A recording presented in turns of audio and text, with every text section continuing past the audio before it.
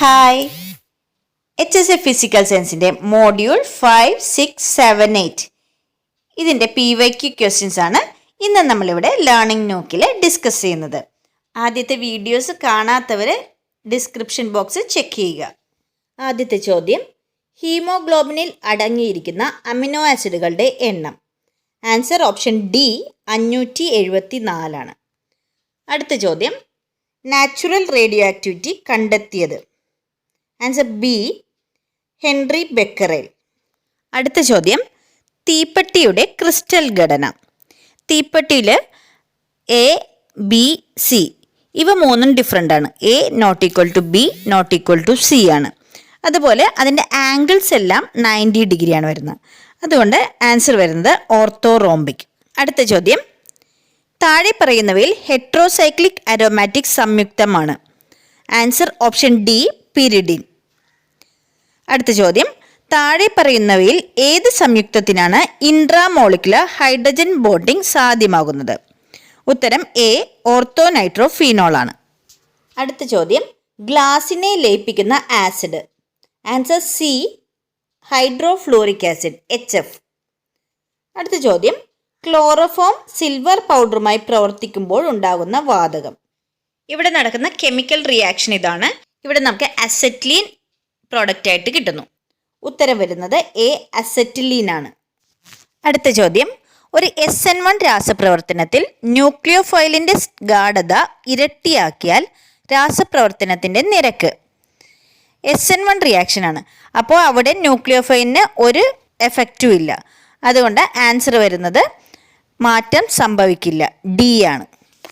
അടുത്ത ചോദ്യം, റെസല്യൂഷൻ നടത്താനുള്ള ഏറ്റവും നല്ല മാർഗം. Answer B chemical method. അടുത്ത ചോദ്യം, കെമിക്കൽ ട്വിൻസ് എന്നറിയപ്പെടുന്ന മൂലകങ്ങൾ. ആൻസർ എ സിർക്കോണിയവും ഹോഫ്മിയവും.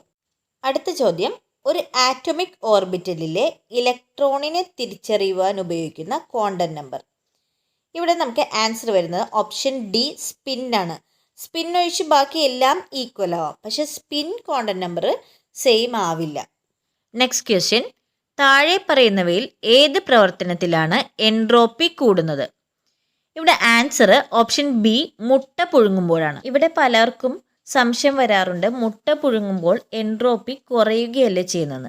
പക്ഷെ അല്ല, അത് സോളിഡിഫൈ ചെയ്യുന്നത് ഡീനേച്ചറേഷൻ ഓഫ് പ്രോട്ടീൻ കാരണമാണ്.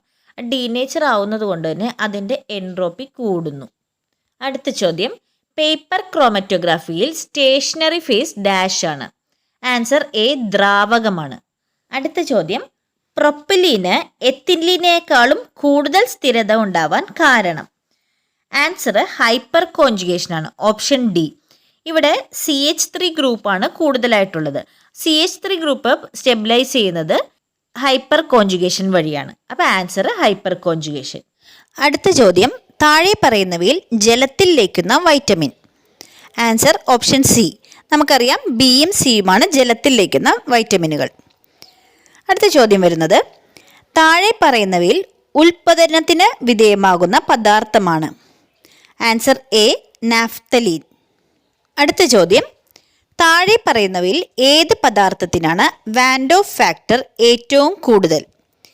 ഇവിടെ നമുക്ക് തന്നിരിക്കുന്നതിൽ ഗ്ലൂക്കോസിന് മാത്രം ഡിസോസിയേഷൻ ഇല്ല. ബാക്കിയുള്ളവ നോക്കുമ്പോൾ സോഡിയം ക്ലോറൈഡ് ഡിസോസിയേറ്റ് ചെയ്യുമ്പോൾ 2 അയോൺ, ബേരിയം ക്ലോറൈഡ് ആകുമ്പോൾ 3 അയോണും, ഇവിടെ പൊട്ടാസ്യം ഫെറോസൈനൈഡ് വരുമ്പോഴത്തേക്കും 5 അയോൺസും ഫോം ചെയ്യുന്നുണ്ട്. അപ്പോൾ ഇവിടെ നമ്പർ ഓഫ് മോൾസ് കൂടുമ്പോൾ വാൻഡോ ഫാക്ടർ കൂടുന്നു. അപ്പോൾ ഇവിടെ നമ്മുടെ ആൻസർ കൂടുതൽ നമ്പർ ഓഫ് അയോൺസ് വരുന്ന സി ആണ് ആൻസർ ആയിട്ട് വരുന്നത്. ഓക്കെ, നെക്സ്റ്റ് ക്വസ്റ്റ്യൻ, താഴെ പറയുന്ന രാസപ്രവർത്തനത്തിൻ്റെ ഓർഡർ എത്ര? CH3COO CH3 plus H2O gives CH3COOH plus CH3OH. ഇത് ആസിഡ് ഹൈഡ്രോളിസിസ് ഓഫ് എസ്റ്റർ ആണ്. ആസിഡ് ഹൈഡ്രോളിസിസ് ഓഫ് എസ്റ്റർ എന്ന് പറയുന്നത് ഒരു സ്യൂഡോ ഓർഡർ റിയാക്ഷൻ എക്സാമ്പിൾ ആണ്. അപ്പോൾ ഇവിടുത്തെ ഓർഡർ വരുന്നത് 1 ആണ്. Answer B. അടുത്ത ചോദ്യം, ഒരു ആറ്റോമിക് ഓർബിറ്റലിൽ ഉൾക്കൊള്ളാവുന്ന പരമാവധി ഇലക്ട്രോണുകളുടെ എണ്ണം 2 നിജപ്പെടുത്തിയിരിക്കുന്ന നിയമം. ആൻസർ എ പോളിയുടെ തിരസ്കരണ നിയമം. അടുത്ത ചോദ്യം, ഒരു രാസപ്രവർത്തനത്തിൻ്റെ delta H = 30 kJ/mol. Delta is equal to 100 joule per kelvin per mole ആണെങ്കിൽ ആ രാസപ്രവർത്തനം സന്തുലിതാവസ്ഥ പ്രാപിക്കുന്ന ഊഷ്മാവ്. സന്തുലിതാവസ്ഥയിൽ delta H equal to T delta S ആണ്. അപ്പോൾ T equal to delta H divided by delta S. Values substitute ചെയ്യുമ്പോൾ 300 കെൽവിൻ എന്ന് കിട്ടും. Answer option D 300 kelvin. അടുത്ത ചോദ്യം, ഗ്രിഗ്നാർഡ് റിയേജന്റ് ഒരു ഡാഷ് ആണ്. Answer A base. അടുത്ത ചോദ്യം, താഴെ പറയുന്നവയിൽ ഏതാണ് മോളിക്കുലാർ ക്രിസ്റ്റൽ? ഇവിടെ ഉത്തരം വരുന്നത് സി ഐസ് ആണ്. അടുത്ത ക്വസ്റ്റ്യൻ വരുന്നത്, ലീച്ചിങ് വഴി സാന്ദ്രീകരിക്കാവുന്ന അയിര്. Answer B bauxite. അടുത്ത ചോദ്യം, 50 ml pH 1 ഉള്ള ലായനിയും 50 ml pH 2 ഉള്ള ലായനിയും തമ്മിൽ കലർത്തുമ്പോൾ ഉണ്ടാകുന്ന ലായനിയുടെ pH. pH എന്ന് പറയുന്നത് negative logarithm of concentration of H+ ആണ്. ഇതിൽ നിന്ന് നമുക്ക് രണ്ട് കേസിലെയും കോൺസെൻട്രേഷൻ ഓഫ് H+ കണ്ടുപിടിക്കാം.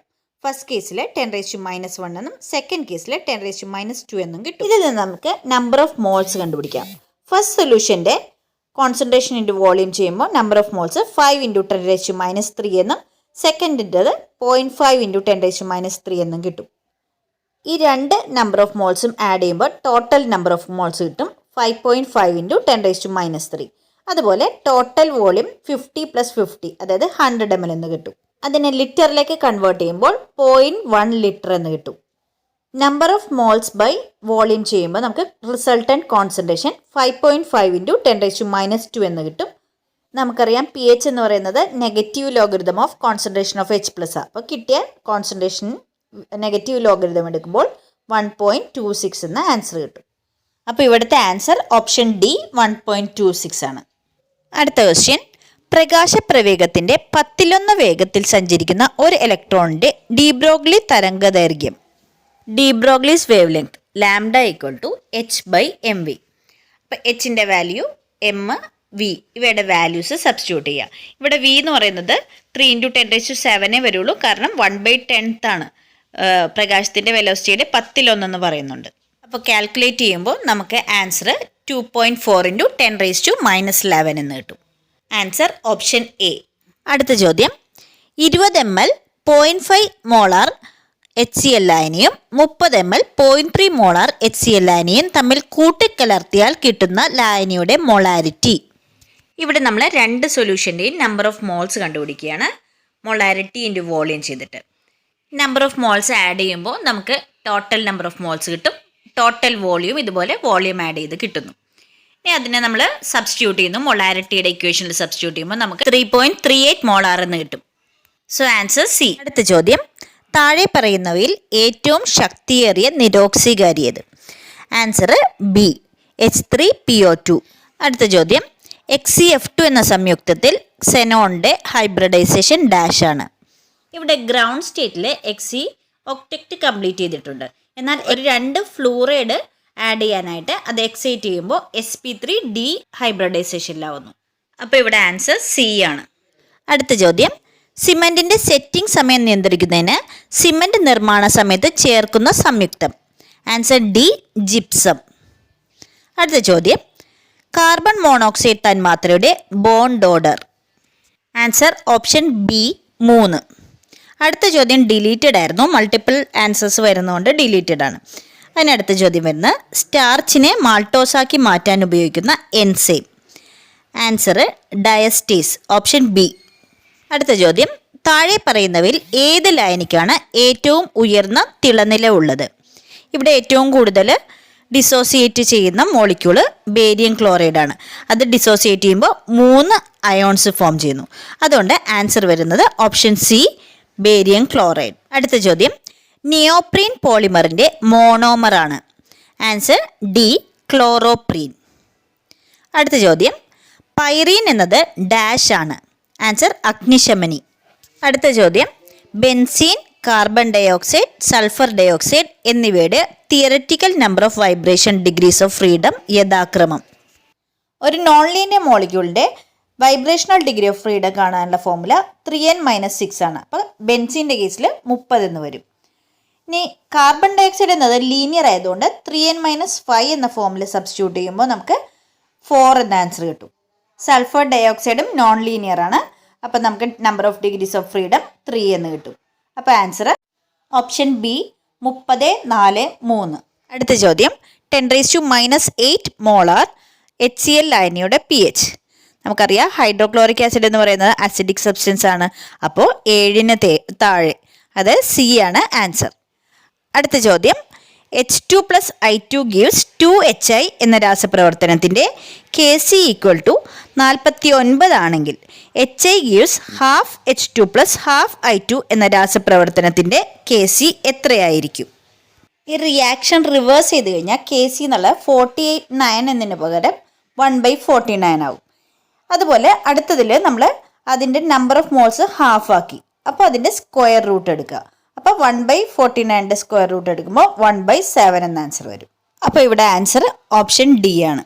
അടുത്ത ക്വസ്റ്റ്യൻ ഡ്രൈ സെല്ലിൻ്റെ ആനോഡ്. ആൻസർ എ സിങ്ക് ആണ്.